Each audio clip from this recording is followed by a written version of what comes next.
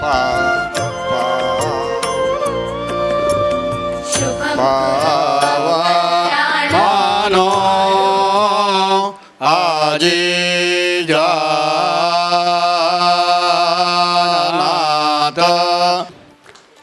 ಶ್ರೀಯುತ ಗೋಪಾಲಕೃಷ್ಣ ಹೆಗಡೆಯವರ ಜೀವನ ಕೌಟುಂಬಿಕವಾಗಿ ಸಂಗೀತದ ಹಿನ್ನೆಲೆ ಹೊಂದಿದ್ದರೂ ಬಡತನ, ಪರಿಶ್ರಮದ ಜೀವನ ಇವೆಲ್ಲ ಸಾಮಾನ್ಯವೇ ಆಗಿತ್ತು. ಬಂಧುಗಳೇ ಕೇಳಿ, ಸಾಮಾನ್ಯ ಜೀವನದಲ್ಲಿ ಹುಟ್ಟಿದ ಅವರು ಹಸಿವು ಮತ್ತು ಕನಸು ಎನ್ನುವ ಆಯ್ಕೆ ಬಂದಾಗ ಮಾಡಿದ ನಿರ್ಧಾರ ಅವರನ್ನು ಅಸಾಮಾನ್ಯರನ್ನಾಗಿಸಿತು. ಆದ್ದರಿಂದಲೇ ಎಲ್ಲರ ಪ್ರೀತಿಯ ಗೋಪಣ್ಣನಾಗಿ, ಸಂಗೀತದ ಗುರು ಆರಾಧಕರಾಗಿ ಅಷ್ಟೇ ಅಲ್ಲ, ಶಿಷ್ಯರಿಗೆಲ್ಲ ತಾಳ ಲಯದ ಜೊತೆ ಜೀವನದ ಲಯವನ್ನು ಕಲಿಸಿದ ವಿಶೇಷವಾದ ವ್ಯಕ್ತಿತ್ವ ಅವರದು. ಶ್ರೀ ಸಂಸ್ಥಾನದವರಿಂದ ಅವರು ಸನ್ಮಾನಗೊಳ್ಳುತ್ತಿರುವ ಸುಸಂದರ್ಭ ಇದು. ಶ್ರೀಯುತರ ಕಲಾ ಜೀವನಕ್ಕೆ ಪ್ರೇರಕ ಶಕ್ತಿಯಾಗಿ, ಸಹಕಾರ ಮೂರ್ತಿಯಾಗಿ, ಸಹಧರ್ಮಚಾರಿಣಿಯಾಗಿ ಕಷ್ಟ ಸುಖಗಳನ್ನು ಸಮಾನವಾಗಿ ಸ್ವೀಕರಿಸಿದವರು ಮಡದಿ ಶ್ರೀಮತಿ ಭಾರತಿ ಹೆಗಡೆ. ಸದಾ ವಿದ್ಯಾರ್ಥಿಗಳಿಂದ ತುಂಬಿರುತ್ತಿದ್ದ ಮನೆ, ಅವರೆಲ್ಲರಿಗೆ ಅತಿಥಿ ಉಪಚಾರ, ಪತಿಯ ಏಳಿಗೆಯಲ್ಲೇ ತನ್ನ ಏಳಿಗೆಯನ್ನು ಬಯಸಿ ಬೆಂಬಲಿಸಿದವರು. ದಂಪತಿಗಳಿರುವರು ಸನ್ಮಾನವನ್ನು ಸ್ವೀಕರಿಸುತ್ತಿರುವ ಸಂದರ್ಭಕ್ಕೆ ನಾವೆಲ್ಲ ಸಾಕ್ಷಿಯಾಗಿದ್ದೇವೆ, ಧನ್ಯತೆಯನ್ನು ಪಡೆದಿದ್ದೇವೆ.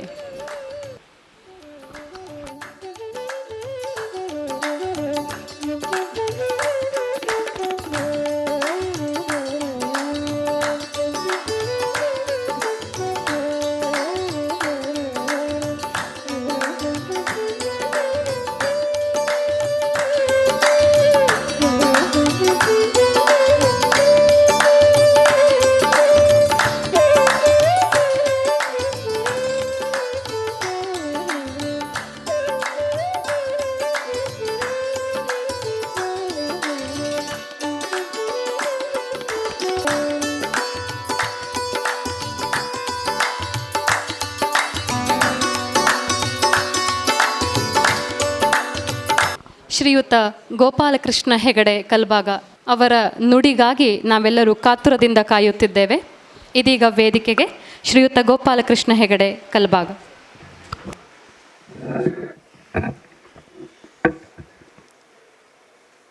ಪರಮ ಪೂಜ್ಯ ಶ್ರೀ ಶ್ರೀ ರಾಘವೇಶ್ವರ ಭಾರತಿ ಮಹಾಸ್ವಾಮಿಗಳಲ್ಲಿ ಇದು ಹೇಳಬೇಕು ನಾವು, ಈ ಹೆಸರು ಹೀಗೆ. ಆದರೆ ನಮ್ಮ ಗುರುಗಳ ಪಾದಾರವಿಂದಗಳಿಗೆ ಅನಂತ ನಮನಗಳನ್ನು ಸಲ್ಲಿಸ್ತಾ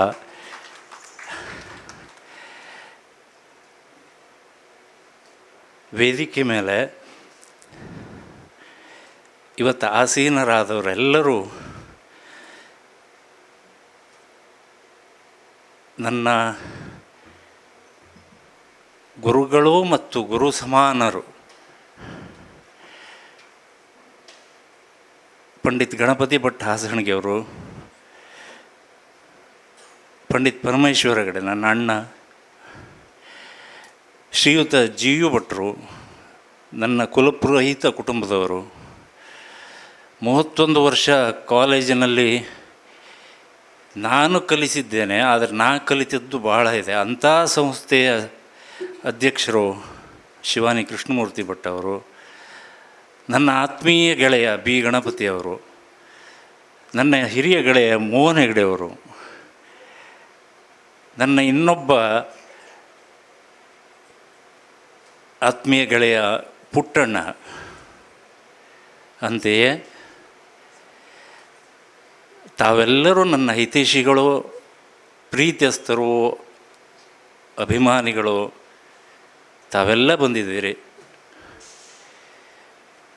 ಅನೇಕ ನನ್ನ ಮಾಧ್ಯಮ ಮಿತ್ರರು, ಪತ್ರಕರ್ತರು, ಹಿತೈಷಿಗಳು ಇಲ್ಲಿ ಬಂದಿದ್ದಾರೆ. ಎಲ್ಲರಿಗೂ ನನ್ನ ನಮಸ್ಕಾರಗಳನ್ನು ಮಾಡ್ತಾ,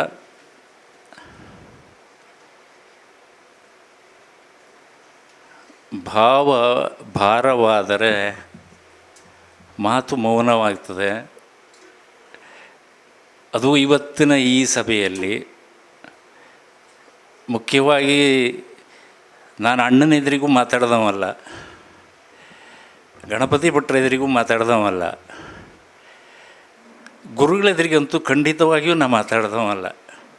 ನನ್ನ ಪುರೋಹಿತ ಭಟ್ರು ಇದ್ದಾರೆ, ವೇದಮೂರ್ತಿ ಸುಬ್ರಹ್ಮಣ್ಯ ಭಟ್ರು ನನ್ನ ಪುರೋಹಿತರು, ನನ್ನ ಕುಲ ಪುರೋಹಿತರು.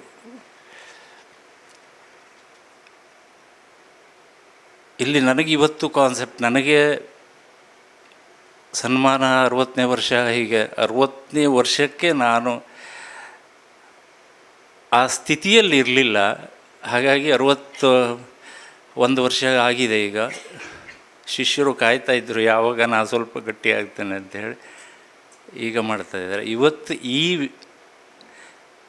ಒಂದು ಕಾರ್ಯಕ್ರಮದ ವಿಶೇಷ ನನಗೆ ಗುರು ಶಿಷ್ಯರು ಇದರ ಕೊಂಡಿಯಾಗಿ ನಾನು ಇಲ್ಲಿದ್ದೇನೆ.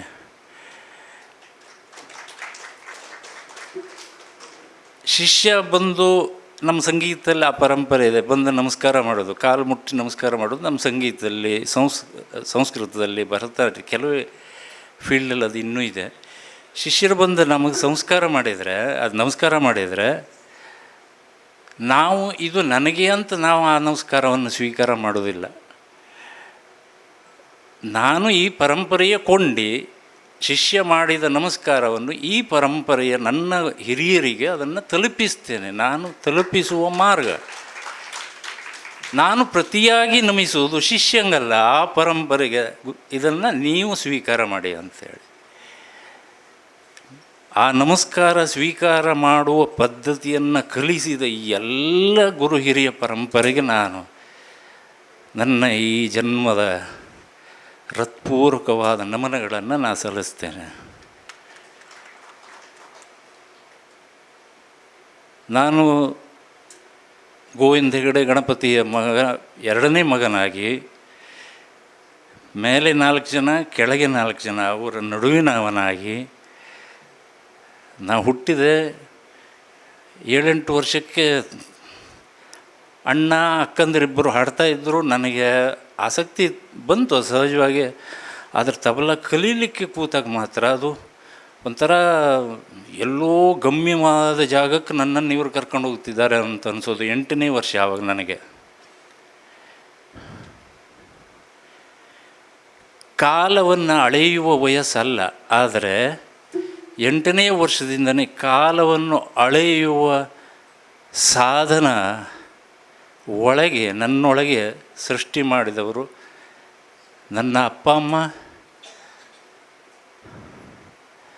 ನನ್ನ ಒಡ ಹುಟ್ಟಿದವರು. ಧಾ ಧಿನ್ ಧಿನ್ ಧಾ, ಧಾದಿಂದ ಧಿನ್ ಎಷ್ಟು ದೂರ ಇದೆ, ನೀ ಹೇಗೆ ಅಳಿತೀಯ? ಧಿನ್ನಿಂದ ಧಿನ್ ಎಷ್ಟು ದೂರ ಇದೆ, ಹೇಗೆ ಅಳಿತೀಯ? ಗಡಿಯಾರವನ್ನು ನೋಡ್ಬೋದು. ಈ ಕಾಲವನ್ನು ಅಳೆಯುವ ಸಾಫ್ಟ್ವೇರ್ ನಿನ್ನೊಳಗೆ ಎಲ್ಲಿದೆ? ಯಾವ ಸಾಫ್ಟ್ವೇರ್ನಿಂದ ಈ ಒಂದು ಮಾತ್ರೆ ಕಾಲದಿಂದ ಇನ್ನೊಂದು ಮಾತ್ರೆ, ಇನ್ನೊಂದು ಮಾತ್ರೆ ಕಾಲದಿಂದ ಮತ್ತೊಂದು ಮಾತ್ರೆ, ಇಡೀ ಆವರ್ತನ, ಇಂಥ 100 ಆವರ್ತನ, ಅರ್ಧ ತಾಸು, ಮುಕ್ಕಾಲು ತಾಸು ಈ ಮಾತ್ರೆಯ ಅವಧಿಯನ್ನು ನಿಭಾಯಿಸ್ತಾ ಸಾಗಬೇಕು. ನಿನ್ನೊಳಗೆ ಅಂಥದ್ದೊಂದು ಜಾಗೃತಗೊಳ್ಳಬೇಕು. ಆ ಕಾಲವನ್ನು ಅಳೆಯುವ ಮಾಪನ ನಿನ್ನೊಳಗೆ ಪರಿಪಕ್ವವಾಗಬೇಕು ಅನ್ನುವ ಆ ಬೀಜವನ್ನು ನನ್ನೊಳಗೆ ಸೃಷ್ಟಿಸಿ ಬೆಳೆಸಿದೆ, ನನ್ನ ಇಲ್ಲಿ ತಂದು ನಿಲ್ಲಿಸಿದ್ದಾರೆ. ಇದು ಹೆತ್ತವರ ಗುರುವಿನ ಕೃಪೆ ಇಲ್ಲದೆ ಯಾವುದೂ ಸಾಧ್ಯವೇ ಇಲ್ಲ. ಅಳೆಯುವ ಮಾಪನ ಯಾವುದು ಅಂತ ಕೇಳಿದ್ರೆ ಮನಸ್ಸು, ಹೃದಯವೋ, ಅದಕ್ಕಿನ್ಯಾವ ಮಾಪನ ಇದೆ? ಏನೋ ಒಂದು ಅಲೌಕಿಕ ಶಕ್ತಿ ನಮಗದು ಒದಗಿ ಬರದೇ ಹೋದರೆ, ಒಂದು ಮಾತ್ರೆಯಿಂದ ಒಂದು ಮಾತ್ರೆಗೆ ಕಾಲದ ಅಂತರ ವ್ಯತ್ಯಾಸ ಆದರೆ, ಅದನ್ನೆಲ್ಲ ನನಗೆ ಒದಗಿಸಿಕೊಟ್ಟ ಈ ಎಲ್ಲ ಸಂಗೀತ ಬಳಗ, ಆತ್ಮೀಯರ ಬಳಗ, ಈ ಪ್ರಕೃತಿ, ಈ ಪರಿಸರ, ಇದೆಲ್ಲದಕ್ಕೂ ನಾನು ಚಿರಋಣಿಯಾಗಿದ್ದೇನೆ.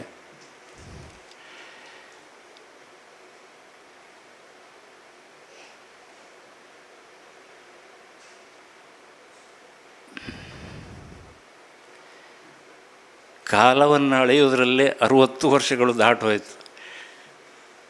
ಇನ್ನೂ ದಿಂದಾದಲ್ಲಿ ನಾನು ಇದ್ದೇನೆ, ಕಾಲವನ್ನೇ ಅಳಿತಾ ಇದ್ದೇನೆ. ಇನ್ನು ಎಷ್ಟು ಸಾಧನೆ ಇದೆಯೋ, ಸಾಧ್ಯ ಇದೆಯೋ ಗೊತ್ತಿಲ್ಲ, ಹುಡುಕ್ತಾ ಇರ್ತೇನೆ, ಮಾಡ್ತಾ ಇರ್ತೇನೆ.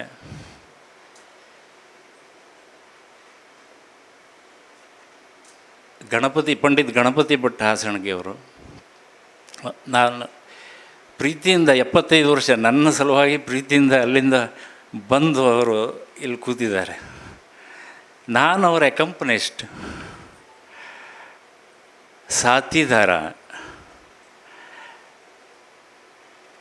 ನನ್ನ ಯೋಗ ಹೇಗಿದೆ ಅಂತಂದರೆ, ನಾನು ಎಲ್ಲೇ ಅವ್ರ ಸಂಗಡ, ಅವ್ರು ನನ್ನನ್ನು ಎಲ್ಲೂ ಕರ್ಕೊಂಡು ಹೋಗಲಿ, ಸ್ಟೇಜ್ನ ಮೇಲೊಂದು ಕೆಳಗೊಂದು ನಾನು ನೋಡಲೇ ಇಲ್ಲ. ಅವರು ಯಾವ ವ್ಯವಸ್ಥೆಯಲ್ಲಿ ಅವರು ಸ್ವೀಕಾರ ಮಾಡಿ ಕಳಿಸ್ಕೊಡ್ತಾರೋ ಅದೇ ವ್ಯವಸ್ಥೆಯಲ್ಲಿ ನನಗೂ ಒದಗಿಸಿದ್ದಾರೆ. ಅವರು ಎಲ್ಲೂ ತಾರತಮ್ಯ ಮಾಡಲಿಲ್ಲ. ಹಲವಾರು ಸಂದರ್ಭದಲ್ಲಿ ಸ್ಟೇಜ್ನ ಮೇಲೆ ಕಲಿಸುವಲ್ಲಿ ಕಲಿಸಿದ್ದಾರೆ. ಆದರೆ ಎಲ್ಲೂ ನನ್ನ ಗೌರವಕ್ಕೆ ಚ್ಯುತಿ ತರಲಿಲ್ಲ. ಹಾಗೆ ಪಂಡಿತ್ ಪರಮೇಶ್ವರ ಹೆಗಡೆ, ನನ್ನ ಅಣ್ಣ ಪಂಡಿತ್ ಗಣಪತಿ ಭಟ್ ಹಾಸಣಗಿ ಅವರು ಈ ಕ್ಷೇತ್ರದಲ್ಲಿ ನನಗೆ ಗುರುಗಳು ವಿದ್ಯೆ ಕೊಟ್ಟರು. ವಿದ್ಯೆಯನ್ನು ಜ್ಞಾನವನ್ನಾಗಿ ಪರಿವರ್ತಿಸುವ ಮಾರ್ಗವನ್ನು ತೋರಿಸುವವರು ಇವರು ಇಬ್ಬರು ನನಗೆ. ವಿದ್ಯೆಯ ಒಂದು ಮೊತ್ತ ನನ್ನ ಬೆನ್ನಿಗೆ ಇರುತ್ತದೆ ಸ್ಟೇಜ್ನ ಮೇಲೆ. ಆದರೆ ಈ ವಿದ್ಯೆಯಲ್ಲಿ ಯಾವುದನ್ನು ಎಷ್ಟು, ಎಲ್ಲಿ, ಹೇಗೆ ನುಡಿಸಬೇಕು ಅನ್ನೋದು ಅಲ್ಲಿ ಬರಬೇಕಾದ್ರೆ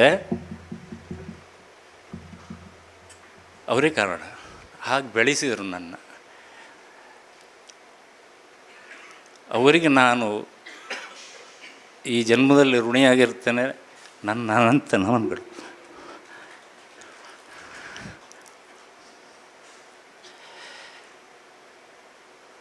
ರಾಮಕಥೆಯಂಥ ರಾಮಕಥೆ,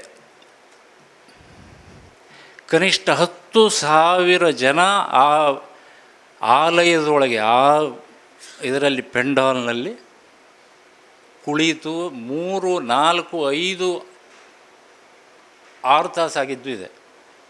ಪಿನ್ ಡ್ರಾಪ್ ಸೈಲೆನ್ಸ್, ಯಾರು ಒಂದೇ ಒಂದು ಶಬ್ದದಿಲ್ಲ. ಎಷ್ಟೆಲ್ಲ ಕಲಿತೆ ನಾ ಅಲ್ಲಿ. ಧಾರ್ಮಿಕ ಗೊತ್ತು ನನಗೆ. ನಮ್ಮ ಮನೆಗೆ ಸುಬ್ರಹ್ಮಣ್ಯ ಭಟ್ರು ಪುರೋಹಿತರು, ಅವ್ರ ಗುರುಗಳು ಪುರೋಹಿತರು. ನನ್ನಪ್ಪ ಭಾಳ ಧಾರ್ಮಿಕ ಕಾರ್ಯಕ್ರಮ ಮಾಡಿ, ಧಾರ್ಮಿಕ ಎಲ್ಲ ಗೊತ್ತು. ಆಧ್ಯಾತ್ಮದ ಹಾದಿ ನನಗೆ ಗೊತ್ತಿರಲಿಲ್ಲ, ತೊಡಗಿಸ್ಕೊಳ್ಳೋದು ಹೇಗೆ ಗೊತ್ತಿರಲಿಲ್ಲ. ನಾನು ಎಂಥ ಪುಣ್ಯವಂತ ಅಂದರೆ, ನಾನು ಒಂದೊಂದು ರಾಮಕಥೆಯಲ್ಲೂ 4-5 ತಾಸು ಸಂಸ್ಥಾನದವರ ನಮ್ಮ ಗುರುಗಳ ಎದುರಿಗೆ ಕೂತು ಅಷ್ಟನ್ನೂ ಆಸ್ವಾದಿಸಿ ನನಗೊಂದು ಅಪ್ಪಟ ಮಾರ್ಗ ತೋರಿಸಿದರು. ನನಗೆ ಅದು ಎಷ್ಟು ಸಮಾಜದಲ್ಲಿ ಉಪಯೋಗ ಆಗ್ತದೆ ಇಲ್ಲ ಗೊತ್ತಿಲ್ಲ. ಆದರೆ ನನ್ನ ಅಂತಿಮದವರೆಗೆ, ನನ್ನ ಉಸಿರಿರುವವರೆಗೆ ನನ್ನ ಸಂಗಡ ಇರುವುದೇ ಆ ಮಾರ್ಗ. ಅಂಥ ಒಂದು ಅದ್ಭುತವಾದ ಮಾರ್ಗ ಹಾಕಿಕೊಟ್ಟವರು ನಮ್ಮ ಸಂಸ್ಥಾನ. ನಾನು ಅದು ಯಾವತ್ತೂ ಮರೆಯಲಾರೆ. ನನಗೆ ವಿದ್ಯಾಗುರುಗಳಿಬ್ಬರು. ಒಂದು ಪೂಜ್ಯರಾದ ಎಸ್.ಎಂ. ಭಟ್ ಕಟ್ಟಿಗೆ ಗುರುಗಳು, ಅವರಿಗೀಗ 93 ವರ್ಷ. ನನಗೆ ಹೆಮ್ಮೆ ಅನ್ನಿಸ್ತದೆ, ನನ್ನ 60ನೇ ವರ್ಷಕ್ಕೆ ಅವರಿಗೆ 93 ವರ್ಷ.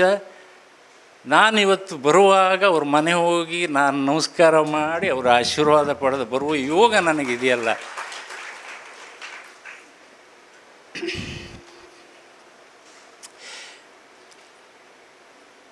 ಕಷ್ಟ, ತೊಂದರೆ, ಬದುಕಿನ ಹಲವಾರು ಅಡಚಣೆಗಳು ಇದೆಲ್ಲ ಮಾಯವಾಗಿಬಿಡ್ತವೆ. ಇಂತಿಂಥ ಘಟನೆ, ಇಂತಿಂಥ ವ್ಯಕ್ತಿಗಳು ನಮಗೆ ಒದಗಿ ಬಂದಾಗ.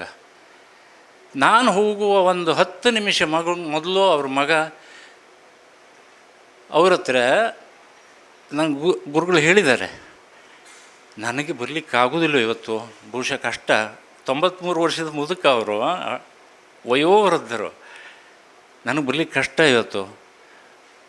ಅವಂಗೆ ಗೋಪುಗೆ ಇಲ್ಲಿ ಬಂದು ನಮಸ್ಕಾರ ಮಾಡ್ಕೊಂಡು ಹೋಗೋಳು ಅವಂಗೆ ಅಂತ ಅವರಲ್ಲಿ ಹೇಳಿದ್ದಾರೆ. ನನಗದು ಗೊತ್ತಿಲ್ಲ, ನಾನು ನಮಸ್ಕಾರ ಮಾಡಿ ಬರಲಿಕ್ಕೆ ಹೋಗಿದ್ದೇನೆ ನಾನು. ಇದು ಯಾವ ಯೋಗ? ನಾನು ನಮ್ಮ ಶಿಷ್ಯರು ಯಾರೋ ಒಬ್ಬರು ಹೋಗಿ ಇನ್ವಿಟೇಷನ್ ಕೊಟ್ಟು, ಅಲ್ಲ ಅಷ್ಟು ಜನ ಹೋಗಬೇಕು, ನೀವು ಎಷ್ಟು ಜನ ಇದ್ದೀರೋ ಅಷ್ಟು ಜನ ಹೋಗಿ ನಮ್ಮ ಗುರುಗಳು ಕರೆದು ಬರಬೇಕು, ಸರಿಯಾಗಿ ಹೋಗಿ ಅಲ್ಲಿ ಅಂದರೆ ನನಗೆ ನೆಗಡಿ ತಲೆನೋವು, ಇದು ನಾನು ಸರಿ ಇರಲಿಲ್ಲ, ಕೆಮ್ಮು. ನಾನು ಹೇಳಿದ್ದೇನೆ ನಮಗೆ ಇದು ಅವಕಾಶ, ಇದು ಯೋಗ. ಅಂಥ ಒಂದು ಜ್ಞಾನವೃದ್ಧರು ವಯೋವೃದ್ಧರು ನಮ್ಮ ಹತ್ರ ಇದ್ದಾರೆ, ಅಲ್ಲಿ ಹೋಗಿ ಕರೆದು ಬನ್ನಿ ಅದೊಂದು ಹೇಳಿದೆ. ಹೋಗಿ ಕರೆದ್ರೆ ಅವ್ರು ಹೇಳಿದ್ದು ಅದೇ ಮಾತು, ನನಗೊಂದು ಯೋಗ, ನೀವೆಲ್ಲ ಬಂದು ಕರೀತೀರಲ್ಲ ಈ ವಯಸ್ಸಿಗೆ, ಇದು ನನ್ನ ಯೋಗ ಅಂತಂದ್ರಂತೆ. ನಾ ಇಂಥ ಗುರುಗಳ ಆಶೀರ್ವಾದದಿಂದ ಬೆಳೆದವ. ಸಂಗೀತದ ವ್ಯಕ್ತಿತ್ವವನ್ನು ಆಹ್ವಾನಿಸಿಕೊಂಡು ಸಂಗೀತವಾಗಿ ಕೂತವರು. ನಾವೇನು ಮಾಡ್ತೇವೆ, ನನ್ನ ವ್ಯಕ್ತಿತ್ವಕ್ಕೆ ಸಂಗೀತವನ್ನು ಆಹ್ವಾನಿಸಿಕೊಂಡು ನಾವು ಬದಲಾಗೋದೇ ಇಲ್ಲ. ಸಂಗೀತವನ್ನು ನನ್ನ ಹೊರಗಿನ ಪ್ರಭಾವಳಿಯೋ ಅದೋ ಇದೋ ಹಾಕಿ ಮಾಡಿ ಕೂರ್ತೇನೆ, ನಾ ಒಳಗೆ ಬದಲಾಗಿರೋದಿಲ್ಲ. ಕಲಾವಿದ ನನ್ನ ತತ್ವ ಹಾಗಲ್ಲ. ಸಂಗೀತ ಒಳಗೆ ಬಂದ ಮೇಲೆ ಅದಕ್ಕೆಲ್ಲದಕ್ಕೂ ಜಾಗ ಸಿಗಬೇಕು ಮತ್ತು ನಾನು ಹೊರಟು ಹೋಗಬೇಕು. ಇದು ನನ್ನ ತತ್ವ. ನಾನು ಇಲ್ಲಿವರೆಗೂ ಆಗಿದ್ದೇನೆ ಅಂತಲ್ಲ, ಆ ಪ್ರಯತ್ನ ನಂದು. ಇಲ್ಲಿವರೆಗೂ ಅದನ್ನೇ ಮಾಡ್ತಾಯಿದ್ದೇನೆ. ನನ್ನ ಎರಡನೇ ಗುರುಗಳು ತಬಲಾ ಗುರುಗಳು, ವಿದ್ಯಾಗುರುಗಳು ಪಂಡಿತ್ ಶೇಷಗಿರಿ ಹಾನಗಲ್, ಧಾರವಾಡ.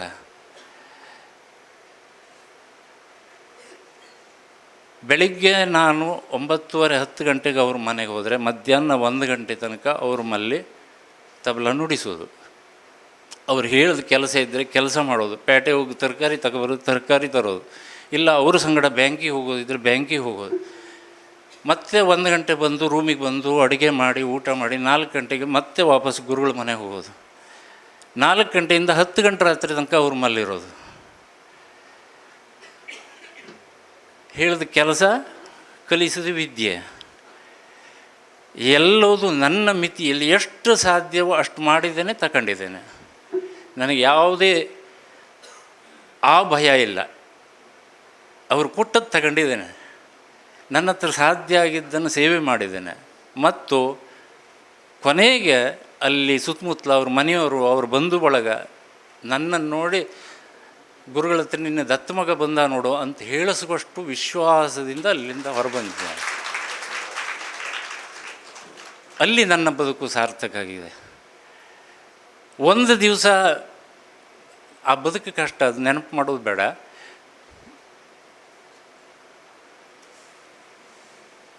ನನ್ನ ಬೆಳಗ್ಗೆ ನಾನು ಅಲ್ಲಿ ಹೋಗಿ ತಬಲಾ ತೆಕ್ಕೊಂಡು ನಾನು ಕೂತ ನನ್ನ ಮುಖದಲ್ಲೇ ಅವರಿಗೆ, ಇವನಿಗೆ ಬೆಳಗ್ಗೆ ತಿಂಡಿ ಆಗಿಲ್ಲ,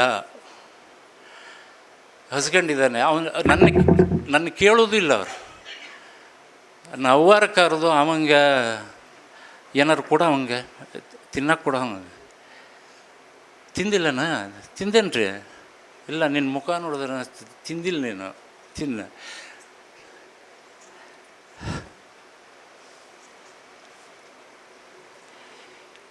ನಾನು ಈ ಪ್ರೀತಿಯಲ್ಲಿ ಬೆಳೆದು ಬಂದವ. ನನ್ನ ಪ್ರೀತಿ ಒಂದೇ. ನನ್ನ ತಪ್ಪು ತಿಳಿದ್ರೆ ಅಥವಾ ನಾನೇ ತಪ್ಪು ಮಾಡಿ ದ್ವೇಷ ಶುರುವಾಗ್ಬಿಟ್ರೆ ನಾ ಆ ಜಾಗದಲ್ಲಿ ಇರೋದಿಲ್ಲ, ಇದು ಹೊರಟು ಬಿಡ್ತೇನೆ. ಆ ಜಾಗ ಖಾಲಿ, ನಾನು ಇರೋದಿಲ್ಲ. ಸೊ ನಾನು ಇಲ್ಲಿವರೆಗೂ ನಾ ಬೆಳಕ ಬಂದದ್ದು, ನನ್ನನ್ನು ಯಾರು ಪ್ರೀತಿಸ್ತಾರೋ ಅವ್ರ ಸಂಗಡ ಇದ್ದೇನೆ. ಏನಾದ್ರು ನಾನೇ ಬೇಜಾರಾದರೆ ಅವರಿಗೆ ಇದಾದರೆ ಸುರಳಿತವಾಗಿ ಆ ಜಾಗದಿಂದ ನಾನು ಬಂದಿದ್ದೇನೆ, ಹೊರಗೆ ನಿಂತಿದ್ದೇನೆ. ಅಲ್ಲಿಲ್ಲ ನಾನು. ಮತ್ತು ಕಂಪ್ಲೇಂಟು ಇಲ್ಲ, ನನಗೆ ಯಾವುದೂ ಕಂಪ್ಲೇಂಟ್ ಇಲ್ಲ.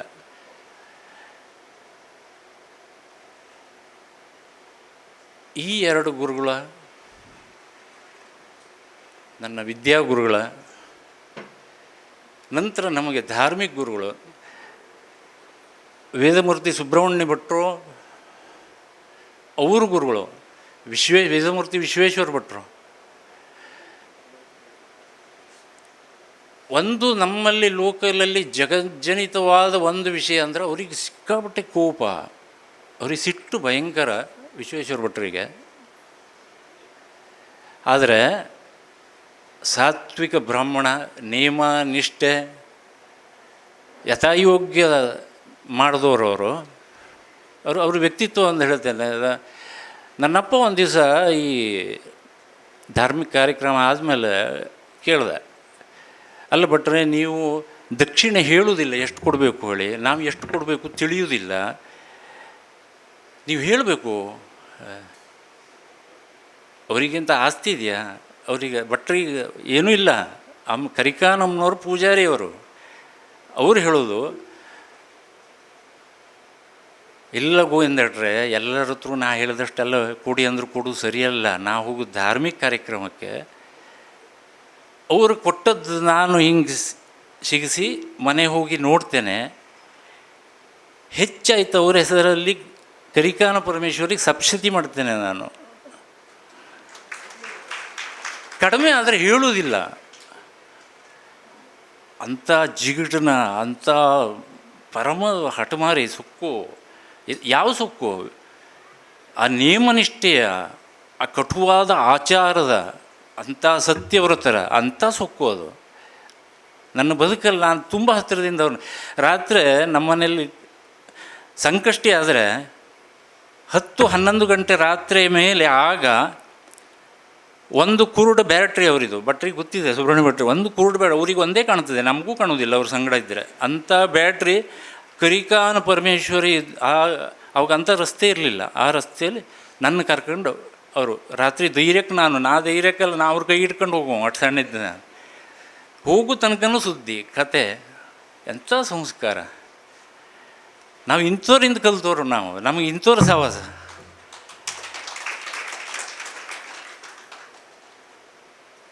ಯಾರ ಮನೇಲಿ ಏನಿಲ್ಲ, ವಿಶ್ವೇಶ್ವರ ಭಟ್ರು ಅದರನ್ನು ಹಿಡ್ಕೊಂಡು ಹೋಗಿ ಆ ದೇವ್ರ ಪೀಠದಲ್ಲಿ ಇಟ್ಟು ಅಥವಾ ಅವ್ರಿಗೆ ಕೊಟ್ಟು ಆ ಪೂಜೆ ಮುಗಿಸ್ಕೊ ಬರುವವರು. ಇಂಥ ಆಧ್ಯಾತ್ಮದ ಗುರುಗಳು, ಧಾರ್ಮಿಕ ಗುರುಗಳು, ವಿದ್ಯಾಗುರುಗಳು. ಅವರ ಶಿಷ್ಯರು ವೇದಮೂರ್ತಿ ಸುಬ್ರಹ್ಮಣ್ಯ ಭಟ್ರು. ಏನೂ ಕಡಿಮೆ ಇಲ್ಲ ಅವ್ರಿಗಿಂತ ಅಂತ ನಮ್ಮ ಭಾವನೆ. ನಮಗೂ ತೂಗ್ಲಿಕ್ಕೆ ಬರುವುದಿಲ್ಲ, ನನಗೆ ಅನುಭವಕ್ಕೆ ಬರೋದು. ಅವ್ರಿಗಿಂತ ಏನೂ ಕಡಿಮೆ ಇಲ್ಲ. ಆದರೆ ಆ ಭಟ್ರು ನೋಡಿದ್ಮೇಲೆ, ಗುರುಗಳು ನೋಡಿದ್ಮೇಲೆ ಅವ್ರಿಗೆ ಏನು ಅನಿಸಿದೆ ಅಂದರೆ, ನನಗೆ ಅಪ್ಪನ ನೋಡಿದ ಮೇಲೆ ಅನಿಸೋದು ಹಾಗೆಯೇ ಈ ಸಿಟ್ಟು ಉಪಯೋಗ ಬರುವುದಿಲ್ಲ ಅಂಥೇಳಿ ಅವ್ರು ಯಾವಾಗೂ ಹಸನ್ಮುಖಿನೇ. ನನಗೆ ಅಪ್ಪನ ನೋಡಿದ ಮೇಲೆ ಹಂಗೆ ಕಾಣ್ತಿತ್ತು, ಈ ಸಿಟ್ಟು ಉಪಯೋಗ ನಮಗೂ ಉಪಯೋಗ ಬರುವುದಿಲ್ಲ, ಅದು ಆದಷ್ಟು ದೂರ ಇರಬೇಕು ಅನ್ನಿಸ್ತಿತ್ತು. ಸುಬ್ರಹ್ಮಣ್ಯ ಭಟ್ರು ಅವ್ರು ನೋಡಿ ನೀವು ಯಾವಾಗಲೂ ನಿತ್ಯ ಅವ್ರ ಹತ್ರ ಬಂದವರಿಗೆ ಎಲ್ಲರಿಗೂ ಒಂದು ಆತ್ಮ ಸಮಾಧಾನ ಸಿಗ್ತದೆ, ನಿರುಂಬಳತೆ ಬರ್ತದೆ. ಅಂಥ ಪುರೋಹಿತ ಭಟ್ರು ನಮ್ಗೆ ಒದಗಿದ್ದಾರೆ. ನಮ್ಮ ಪುಣ್ಯ ನಾ ಹೇಳೋದು. ಜೀವ ಭಟ್ರು ನಮ್ಮ ಪುರೋಹಿತ ಭಟ್ರ ಕುಟುಂಬದ ಸದಸ್ಯರೇ ಅವರು. ನನ್ನ ಅಪ್ಪನಿಗಿಂತ ಅವ್ರ ಅಪ್ಪಂಗೆ ಸಿಟ್ಟು ಜಾಸ್ತಿ, ಅವ್ರ ಅಪ್ಪನಿಗಿಂತ ನನ್ನ ಅಪ್ಪಂಗೆ ಸಿಟ್ಟು ಜಾಸ್ತಿ. ಪುರೋಹಿತರಿಗೆ ಸಿಟ್ಟು, ಇಬ್ಬರೂ ಸಿಟ್ಟು. ವಿಶ್ವೇಶ್ವರ ಭಟ್ರಿಗಿಂತ ನನ್ನ ಅಪ್ಪಂಗೆ ಸಿಟ್ಟು ಜಾಸ್ತಿ, ನನ್ನ ಅಪ್ಪನಿಗಿಂತ ವಿಶ್ವೇಶ್ವರ. ಆದರೆ ಇಂಥ ಅದ್ಭುತ ಮಾತುಕತೆ, ಇಂಥ ಅದ್ಭುತ ಸಂಬಂಧ ನಾವು ಇದನ್ನೆಲ್ಲ ನೋಡಿದ್ದೇವೆ. ಸಿಟ್ಟು ಸಾತ್ವಿಕವಾಗಿ ವಿಷಯಕ್ಕೆ ಸಂಬಂಧಪಟ್ಟು ಅದು ನಡೆದು ಹೋಗ್ತಾ ಇರ್ತದೆ. ಆದರೆ ಸಂಬಂಧಗಳಿಗೆ, ಆತ್ಮೀಯತೆಗಳಿಗೆ ಅದು ಎಲ್ಲೂ ಯಾವತ್ತೂ ಬಾಧಿಸಲಿಲ್ಲ ಅನ್ನೋದು ನನಗೆ ಪಾಠ ಆಗಿದೆ. ಆ ಪಾಠದಿಂದ ಬಂದವ ನಾನು.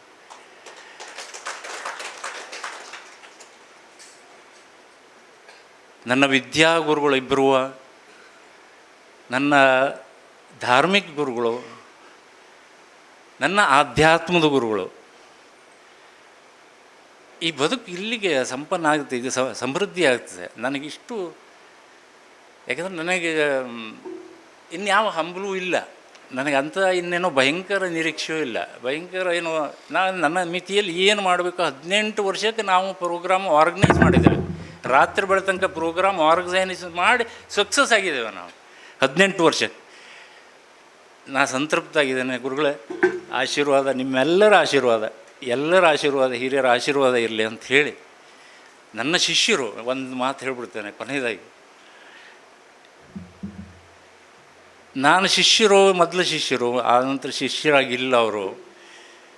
ಅವರು ಮಕ್ಕಳಾದರು.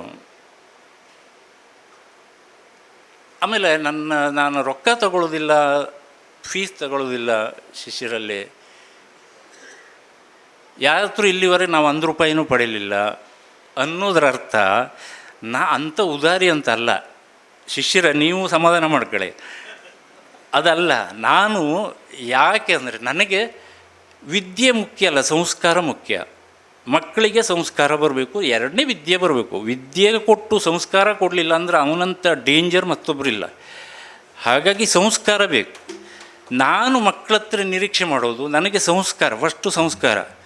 ನಾನು ಹೇಳಿದ ಕೆಲಸ ಮಾಡಬೇಕು, ಮನೇಲಿ ಹೇಳಿದ ಕೆಲಸ ಮಾಡಬೇಕು, ಅವರು ತಂದೆ ತಾಯಿ ಹೇಳಿದ ಕೆಲಸ ಮಾಡಬೇಕು, ಊರಲ್ಲಿ ಜವಾಬ್ದಾರಿ ಬಂದರೆ ಬಡಿಸೋದು ಬಂದರೆ ಬಡಿಸ್ಬೇಕು, ಎತ್ತೋದು ಬಂದರೆ ಎತ್ತಬೇಕು. ಆ ಸಂಸ್ಕಾರ ಕಲಿಬೇಕು ಮಕ್ಕಳು ಮೊದಲೇ, ಆನಂತರ ವಿದ್ಯೆ ಕಲಿಯರು. ಆ ವಿದ್ಯೆಗೆ ಅದ್ಭುತ ಹೊಳಪು ಬರ್ತದೆ ಅಂತ ನನ್ನ ಆಲೋಚನೆ, ನನ್ನ ತಿಳುವಳಿಕೆ. ನನ್ನ ಶಿಷ್ಯರು ಇವತ್ತು ನನಗೆ, ನಾನು ನೋಡ್ತಾ ಇದ್ದೇನೆ, ಇವತ್ತು ಫಸ್ಟ್ ಪ್ರೋಗ್ರಾಮ್ ಅವರು ಇದು ಮಾಡ್ತಾ ಇರೋದು ನೋಡ್ತಾ ಇದ್ದೇನೆ. ಏನು ಮಾಡ್ತಾರೆ, ಎಲ್ಲಿ ಡಗ ಬೀಳ್ತಾರೆ, ಎಲ್ಲಿ ಏನಾಗ್ತದೆ, ಅವ್ರ ಟೆನ್ಷನ್ನು ಇದು ಎಲ್ಲ ನನಗೆ ಭಾರಿ ಖುಷಿ ಕೊಡ್ತು. ಒಂದು ಸ್ವಲ್ಪ ಮೇಲಿಂದ ತ್ರಾಸಾದರೂ ಅವರ ಆ ಖುಷಿ ಕೊಡ್ತು. ಅನುಭವಿಸಿ ಹೀಗೆ ನಾನು ಇಷ್ಟು ವರ್ಷ ನಾನು ಒಬ್ಬನೇ ಮಾಡಿದ್ದೇನೆ, ಅನುಭವಿಸಿ. ತುಂಬ ಪ್ರಾಮಾಣಿಕತೆಯಿಂದ, ತುಂಬ ಅಂಥ ಭಾವನೆ ಇದೆ ಅವರಿಗೆ. ಅವರೆಲ್ಲರೂ ಒಳ್ಳೆಯದಾಗಲಿ, ಗುರುಗಳ ಆಶೀರ್ವಾದ, ಇಲ್ಲಿದ್ದವರು ಎಲ್ಲರ ಪ್ರೀತಿ ವಿಶ್ವಾಸ ಗಳಿಸಿ ಮುಂದೆ ಬದುಕು ಕಟ್ಟಿ ಅಂತ ಹೇಳ್ತಾ, ಎಲ್ಲರಿಗೂ ಆತ್ಮೀಯರು ಬಂದಿದ್ದೀರಿ, ಪ್ರೀತಿಯಸ್ಥರು ಬಂದಿದ್ದೀರಿ, ಎಲ್ಲರೂ ಬಂದಿದ್ದೀರಿ. ಪ್ರೋಗ್ರಾಮ್ ಕೊಟ್ಟವರಿದ್ದಾರೆ, ನನ್ನ ಕರ್ಕೊಂಡು ಪ್ರೋಗ್ರಾಮ್ ಮಾಡಿದವರಿದ್ದಾರೆ, ಕಲಾವಿದರಿದ್ದಾರೆ, ಎಲ್ಲರೂ ಸಹಕಾರ ಕೊಟ್ಟಿದ್ದಾರೆ. ಎಲ್ಲ ಕಾರಣಕ್ಕೆ ಇವತ್ತಿಲ್ಲಿದ್ದೇನೆ. ಎಲ್ಲರಿಗೂ ನಮನ ಹೇಳ್ತಾ, ನನ್ನ ಅನಂತ ನಮನಗಳನ್ನು ಹೇಳ್ತಾ ಮಾತು ಮುಗಿಸ್ತಾ ಇದ್ದೇನೆ. ನಮಸ್ಕಾರ.